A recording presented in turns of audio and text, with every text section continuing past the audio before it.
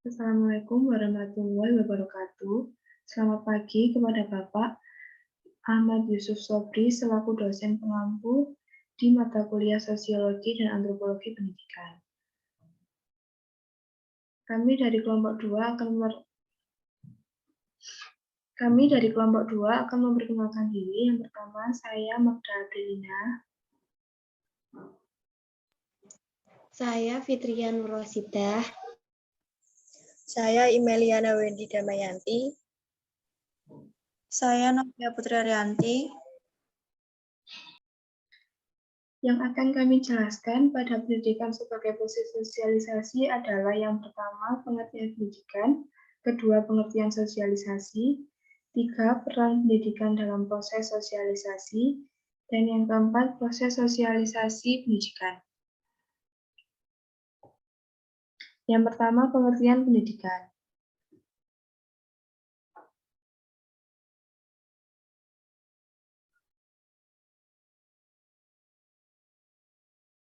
Pengertian pendidikan adalah suatu proses pembelajaran pengetahuan, keterampilan, dan kebiasaan sekumpulan manusia yang diwariskan dari satu generasi ke generasi selanjutnya melalui pengajaran, pelatihan, dan penelitian.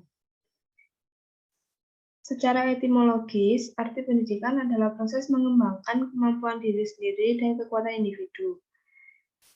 Dengan adanya pendidikan, maka seorang dapat memiliki kecerdasan, akhlak mulia, kepribadian, kekuatan spiritual, dan keterampilan yang bermanfaat bagi diri sendiri dan bagi masyarakat. Adapun pengertian pendidikan menurut para ahli adalah sebagai berikut.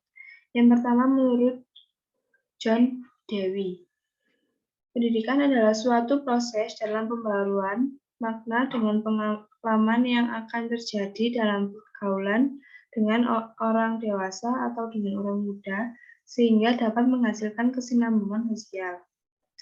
Yang kedua, menurut Edgar Dali, pendidikan adalah sebuah usaha yang sadar yang akan dilakukan oleh keluarga dengan melalui kegiatan bimbingan dan pengajaran yang berlangsung di sekolah, sehingga dapat mempersiapkan peserta didik dalam peranan dalam lingkungan hidup. Yang kedua, pengertian sosialisasi. Sosialisasi dapat diartikan sebagai suatu proses, maka sosialisasi terjadi dengan dinamis dan berlangsung sepanjang hayat. Seiring berjalan waktu, kepribadian seseorang akan berkembang sesuai dengan nilai-nilai yang ia terima dari lingkungannya. Berdasarkan jenisnya, sosialisasi dibagi menjadi dua, yaitu sosialisasi primer dan sosialisasi sekunder. Sosialisasi primer terjadi dalam keluarga. Pada tahap ini, peran orang-orang yang terdekat dengan anak-anak menjadi sangat penting, sebab seorang anak melakukan pola interaksi secara terbatas di dalamnya. Karena kepribadian anak akan sangat ditentukan oleh interaksi yang terjadi antara anak dengan anggota keluarga terdekat. Yang kedua, sosialisasi sekunder. Sosialisasi sekunder terjadi dalam masyarakat. Sosialisasi ini berlangsung dalam tempat tinggal dan tempat bekerja, di mana terdapat sejumlah individu dalam situasi yang sama, terpisah dari masyarakat luas, dalam jangka waktu kurun tertentu, bersama-sama menjalin hidup yang terkungkung dan diatur secara formal. Sedangkan pengertian sosialisasi menurut para ahli adalah sebagai berikut. Yang pertama ada Charlotte Buchler. Menurut Charlotte Buchler, sosialisasi adalah proses yang membantu individu-individu belajar dan menyesuaikan diri bagaimana cara hidup dan berpikir kelompoknya agar ia dapat berperan dan berfungsi dengan kelompoknya. Yang kedua ada Paul B. Horton. Sosialisasi adalah suatu proses di mana seseorang menghayati serta memahami norma-norma dan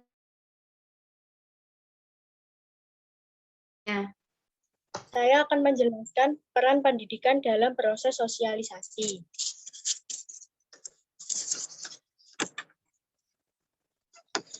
Yang pertama, pendidikan dalam keluarga. Dalam proses pendidikan, sebelum seorang anak bersosialisasi dan mengenal lingkungan masyarakat yang luas, dan sebelum mendapat bimbingan dari lingkungan sekolah, seorang anak terlebih dahulu bersosialisasi dan memperoleh bimbingan dari lingkungan keluarga.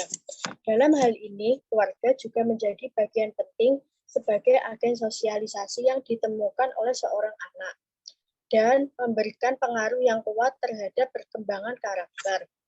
Yang kedua, ada pendidikan dalam sekolah.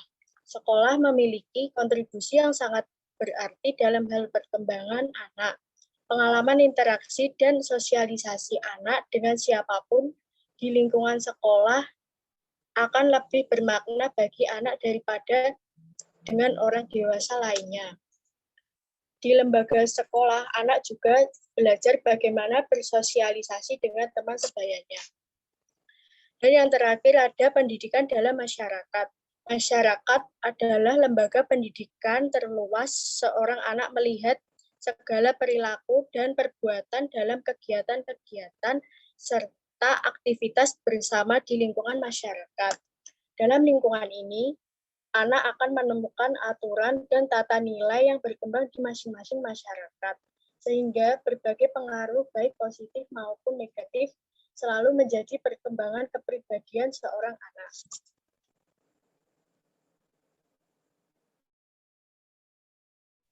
Selanjutnya, yang keempat adalah proses sosialisasi pendidikan. Sosialisasi adalah proses pembelajaran individu terhadap budaya yang berkembang di masyarakat. Sosialisasi dapat membentuk kepribadian seseorang. Kepribadian merupakan keseluruhan cara di mana seorang individu bereaksi dan berinteraksi dengan individu yang lain. Jika lingkungan masyarakatnya baik, maka akan terbentuk kepribadian yang baik. Dengan adanya sosialisasi, seseorang dapat menyesuaikan tingkah lakunya dan akan lebih mengenal dirinya sendiri dalam lingkungan sosialnya, dan menyadari eksistensi dirinya terhadap masyarakat di sekelilingnya.